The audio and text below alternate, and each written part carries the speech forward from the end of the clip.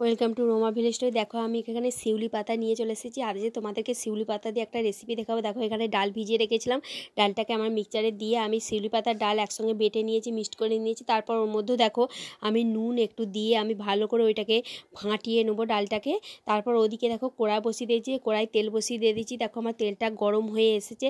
তারপর ওর মধ্যেও আস্তে আস্তে ছোটো ছোটো বোড়ার মতন করে ওইটাকে তুলে দেবো। শিউলি পাতার বোড়া খেতে খুবই সুন্দর আর খেলে খুবই উপকার জিনিস। শিউলি পাতা আমাদের উপকারিত জিনিস।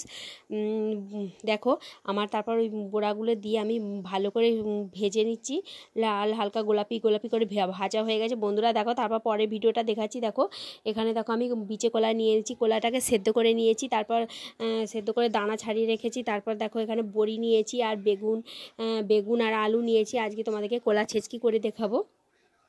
দেখো তারপর আমি কড়াই তেল বসে, তেলটা আমার গরম হয়ে গেছে। তারপর আমি বড়িটাকে ভালো করে হালকা লাল গোলাপি করে ভেজে নিচ্ছি। তারপর ওই তেলের মধ্যেই আমি বেগুনটাকে ভেজে নিচ্ছি।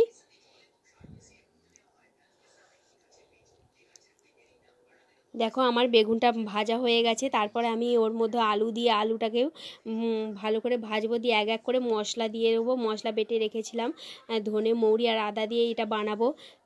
বাটা মশলা দিয়ে মশলাটা ওর মধ্যে দিয়ে ভালো করে কষিয়ে নিয়ে আমি একটু জল ঢেলে দিচ্ছি। আলুটা আমার হালকা সেদ্ধ হয়ে এসেছে। তারপর ওর মধ্যে সেদ্ধ করে রাখা বিচে কলাগুলো ওর মধ্যে ঢেলে দেবো, দিয়ে তারপর আমি একটু নাড়াচাড়া করে নেবো। তারপরে ওর মধ্যে দিয়ে দেবো আমি ভেজে রাখা বেগুন আর বড়ি একসঙ্গে দিয়ে আমি মিক্সড করে তারপরে আমি ওইটাকে একটু ঢাকা দিয়ে দেবো। কিছুক্ষণের জন্য আমি ওইটাকে ঢাকা দিয়ে দেবো।